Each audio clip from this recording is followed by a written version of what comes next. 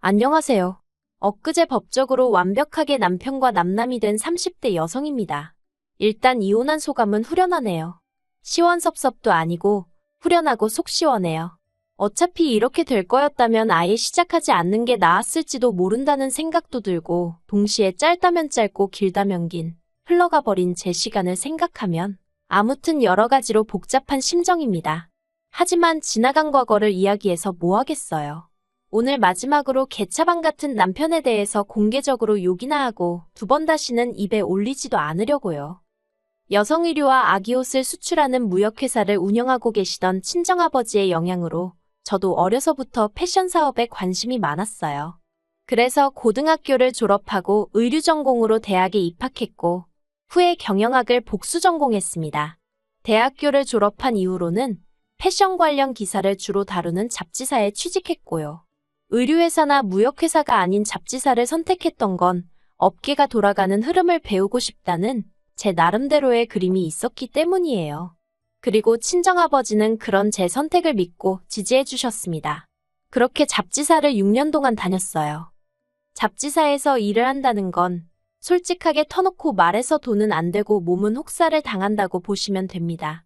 그 정도로 하루가 아니 일주일이 한 달이 어떻게 흘러가는지 모를 만큼 숨막히게 바쁘게 살았어요. 그래도 미디어에 보여지는 화려한 생활들을 간접적으로나마 경험할 기회가 있었다는 것, 그리고 생각지도 못한 인맥, 예를 들어 연예인들이라던가 그런 인맥을 만들 수 있다는 게 즐거웠어요. 그래서 모든 일에는 잃는 게 있으면 얻는 것도 있다는 걸 그때 배웠다고 말할 수도 있겠네요.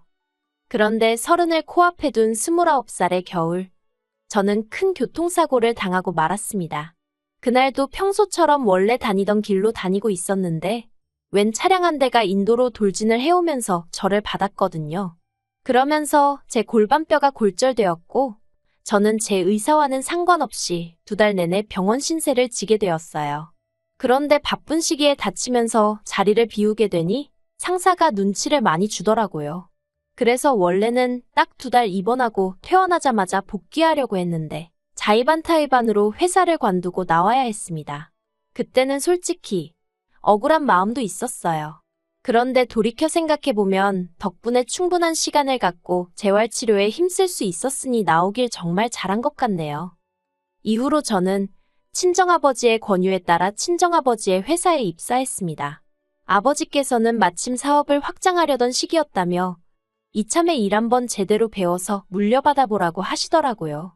그리고 저는 솔직히 사업을 물려받고 그런 욕심은 크게 없었어요.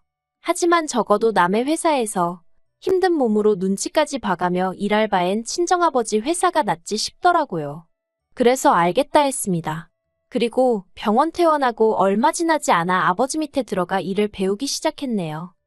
그리고 아버지 회사를 다닌 지 3년이 넘어갔을 무렵 그때부터는 아버지 지인들 사이에서도 딸이 회사 물려받으려고 일을 배운다더라. 뭐 그런 이야기가 나오면서 여기저기서 선자리도 들어오고 그러더라고요.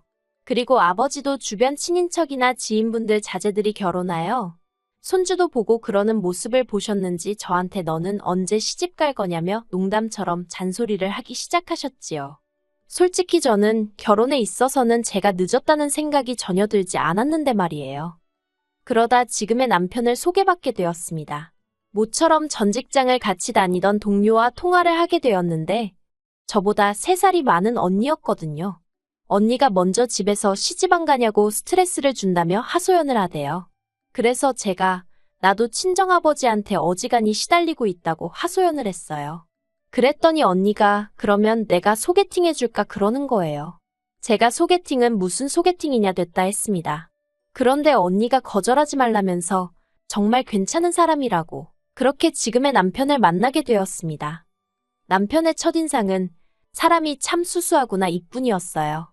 사실 전 직장에서부터 시작해서 저도 또래 여자들과 마찬가지로 연애도 했었고 소개팅도 해봤는데 다들 대부분이 허세가 있고 진실된 사람들 같지 않았거든요. 너무 계산적인 사람도 있었고요. 그런데 남편은 사람이 순박하고 단순해 보였다고 할까요? 정말이지 그 점이 제 마음에 쏙 들었어요. 그래서 제가 먼저 사귀자고 했습니다. 프로포즈는 남편이 먼저 해왔지만요. 저희는 연애 1년 만에 부부의 연을 맺었고 이후로 한동안은 즐거운 신혼생활을 이어갔습니다. 하지만 남편이 예상치 못한 실직을 하면서 처음 결혼 생활에 위기가 찾아왔어요. 남편은 직원 수 5명 남짓의 여행사를 다니고 있었거든요.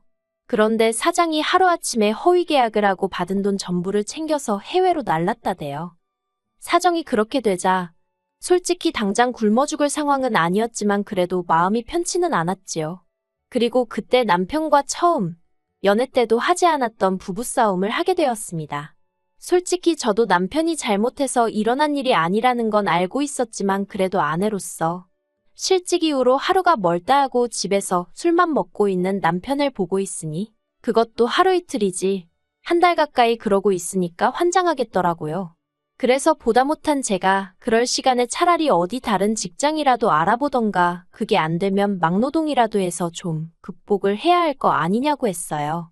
그랬더니 남편이 저더러 하는 말이 너는 장인어른 회사에서 일하니까 눈치 볼 일이 있기라냐? 뭐 결과가 안 좋아도 누가 너한테 욕을 하냐 돌을 던지냐? 어이가 없었습니다.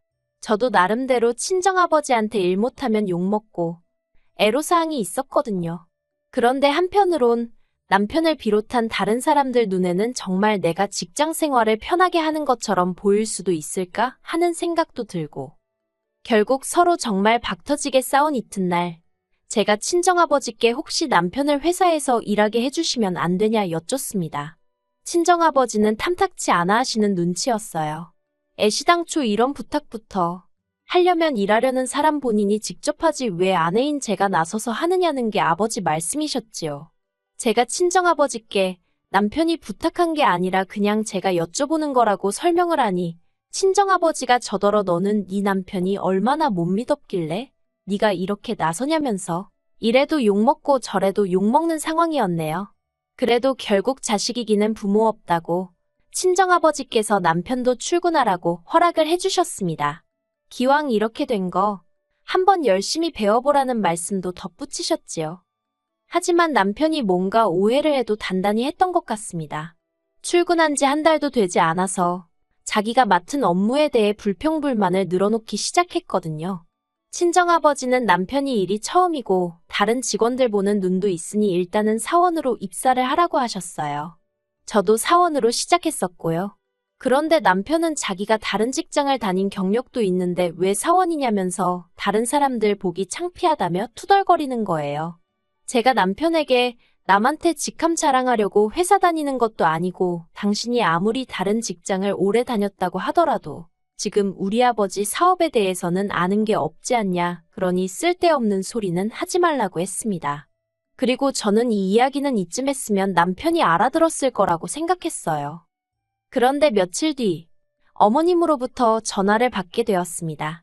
어머님은 불만이 가득한 목소리로 저에게 다짜고짜 사돈이 정말 너무한 것 같다며 속상하다 하시는 거예요. 그래서 그게 지금 무슨 말씀이시냐 물었습니다. 그러자 너 내 아들이 대학물에 대학원물까지 먹은 거 알지 않냐면서 그런데 너보다 직급도 낮다는 게 말이 된다고 생각하니 그러시는 거예요. 솔직히 어디 가서 남사스러워서 말은 못하지만 어머님 말씀대로 저희 남편이 대학물에 대학원물까지 마신 건 맞습니다. 하지만 대학이라도 다 같은 대학이 아니고 대학원이라고 다 같은 대학원이 아니잖아요. 솔직히 제가 학교 이름을 말해도 모르는 사람들이 대부분일 거예요. 그런데 고슴도치도 지 새끼는 이쁘다더니 저희 어머님이 딱 그런 식이셨습니다. 물론 부모가 자기 자식 자랑하는데 그걸 어느 누가 무슨 수로 막겠어요. 하지만 때와 장소를 구분할 줄 알아야 하는데 저희 어머님은 그런 게 없으셨지요. 게다가 어머님께서 저더러 너 내일 당장 네 아버지한테 가서 너랑 내 아들이랑 직함 바꿔달라고 해. 아무리 세상이 달라졌어도 마누라가 상사라는 게 말이 되니? 그러시대요. 어이가 없어서 어머님더러 그 마누라 덕분에 그나마 사원 타이틀이라도 달았다는 건 그새 잊으셨냐 했습니다. 솔직히 평소에는 어머님 말씀에 그렇게 딱딱 받아치는 편이 아니었는데 그날만큼은 너무 기분이 나빠서 한마디 안 하고는 못 지나가겠더라고요. 그리고 이후로 얼마간의 시간이 흘렀어요. 남편도 초반에는 어지간히 불평하고 궁시렁거리더니 어느덧 잠잠해졌고 어느 정도 안정을 이뤄가고 있었달까요? 그런데 친정아버지께서 중국으로 출장을 가시게 되셨습니다. 중국 출장에서 방문하기로 되어 있던 회사가 저희 아버지 회사의 가장 큰 거래처 중 한 곳이었는데 거긴 이상하게 꼭 아버지하고 직접 만나서 거래하길 좋아하더라고요. 저도 싫다, 다른 직원도 싫다. 오로지 저희 아버지만 찾았어요. 그래서 어쩔 수 없이 친정아버지가 일주일 정도 회사를 비우시게 되었지요. 그리고 친정아버지는 자리를 비우시면서 다른 직원들에게 저를 많이 도와주라 했습니다. 제가 아버지 역할을 대리할 거라는 걸 간접적으로 공표를 하신 거였어요. 솔직히 제 입으로 말하긴 뭐하지만 직원들 전부 다 아버지랑 제 관계를 알고 있었고 그것과는 별개로 제가 일을 잘했거든요. 처음으로 일본에 있는 회사와 거래도 성사시켰고요. 그래서 언젠가부터 직원들 사이에서는 아버지가 은퇴하시면 제가 물려받는 걸로 소문이 나기 시작했지요. 그리고 남편도 이 소문을 들은 눈치기는 했어요. 왜냐하면 남편이 아니었으면 어머님 귀에 그런 소리가 들어갈 리가 없었을 테니까요. 하루는 어머님이 연락을 해오셔서는 사돈이 제정신이냐면서 어떻게 멀쩡히 잘난 사위를 두고 사업을 딸한테 물려주냐는 겁니다. 그러면서 사업은 똑똑한 남자가 해야 크는 법이라면서 듣는데 순간 무슨 말씀을 하시는 건가 싶어서 멍하더라고요. 그리고 그날도 결국 남편하고 대판 싸웠습니다. 도대체 어머님한테 무슨 얘길 어디까지 하고 다니는 거냐 했지요. 그러자 남편도 한다는 소리가 자기가 자기 엄마한테 못할 말이 뭐가 있냐면서 솔직히 자기가 머슴이냐면서 멀쩡한 사람 데려다가 말단이나 할 법한 일을 시킨다고. 정말이지. 친정아버지가 그 자리에 계신 건 아니었지만 듣고 있는데 너무 열받더라고요. 솔직히 제 남편이지만 소위 그 일머리라고 하지요? 그게 없었어요. 그러니 같이 일하는 직원들이 오죽하면 제 남편인 걸 알면서도 제 앞에서 같이 일하기 힘들다고 농담처럼 하소연을 해댔겠어요. 사람이 순박하고 순진해서 좋았는데 정말 달랑 그 두 개만 장점일 줄은 몰랐네요. 하지만 남편에게 제가 정말 실망하고 동시에 화가 났던 건 앞서 말씀드린 대로 친정아버지가 출장을 가시면서 일어난 일 때문이었습니다. 친정아버지가 회사를 비우기가 무섭게 남편이 3층짜리 건물을 오르내리면서 자기가 마치 모나된 것 마냥 직원들한테 인사도 했다가 잔소리도 했다가 아주 뒷짐지고 걸어다니는 게 어이가 없더라고요. 그리고 결정적으로 저희 회사에는 저희 아버지만큼이나 오래 근무하고 계신 상무님이 계시거든요. 그간의 세월 때문에 저에게는 삼촌 같은 분이시고 저희 아버지께는 형제 같은 분이시기도 하지요. 남편이 그분한테 가서 업무에 대해서 피드백을 주고 있는 게 아니겠어요. 어이가 없어서 그래도 100번 양보해서 피드백 그래요. 좋은 의도로 줄 수 있다고 칠게요. 하지만 진짜 문제는 남편의 태도였습니다. 그 상무님한테 남편이 한다는 소리가 늙어서 기억력도 딸리고 하면 적당히 해먹고 자리에서 나오시라고 그래야 아랫사람들이 쭉쭉 올라갈 거 아니냐면서. 제가 이 이야기를 알게 된 건 그 상무님이 처음으로 이틀을 꼬박 알아놓으시면서 회사를 나오지 않으셨거든요. 회사에는 개근상이 없어 안타깝다는 말을 우리가 우스갯소리로 할 만큼 절대 쉬는 법이 없으신 분이었기에 정말 걱정이 되더라고요. 그래서 제가 퇴근 후 직접 댁으로 찾아뵈었습니다. 그리고는 혹시 회사에서 무슨 일이라도 있었는지 있었다면 솔직히 말해달라 했지요. 그러자 그 상무님이 허심탄회하게 말해주겠다며 남편과 나눈 대화를 들려주신 거예요. 결국 모든 것을 알아버린 제가 남편을 불렀습니다. 그리고는 이 정도로 회사 일에 불만이 많은 줄은 몰랐다고, 다 내 잘못인 것 같다고, 그러니 이만 회사에서 나가달라 했지요. 그러자 남편이 갑자기 무슨 말도 안 되는 소리냐며 저에게 짜증을 냈어요. 그리고는 저더러 네가 뭔데 나가라 마냐 그러대요.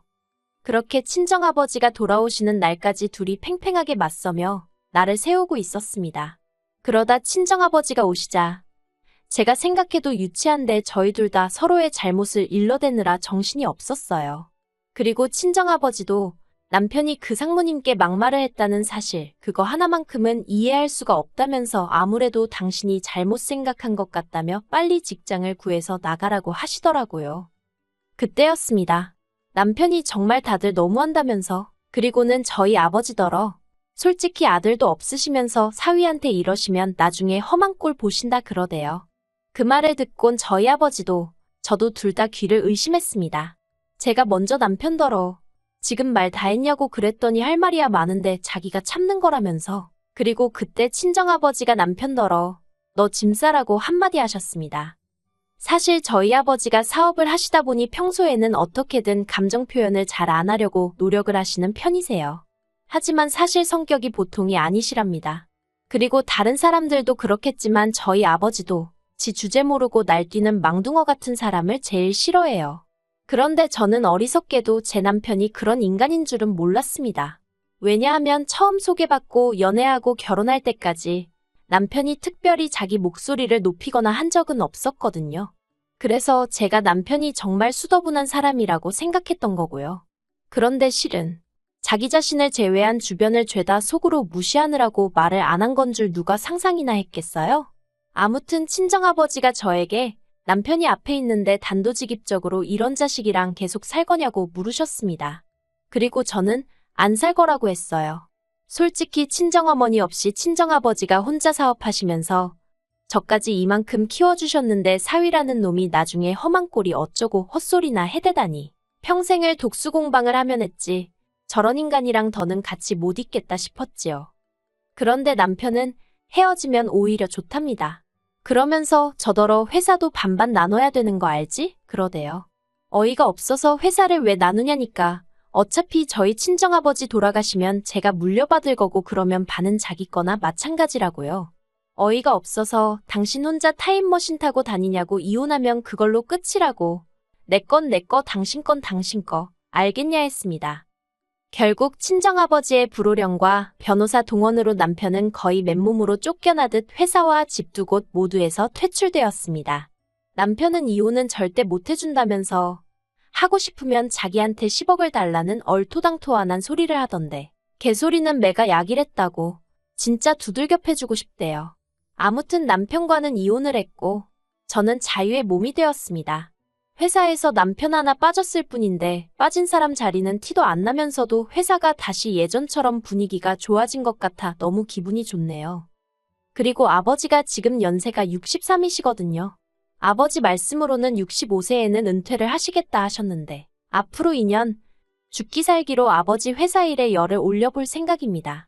그래서 남편 보란 듯이 사업 규모 키우고 너랑 나랑은 급이 다르다는 걸 알려줘야겠어요.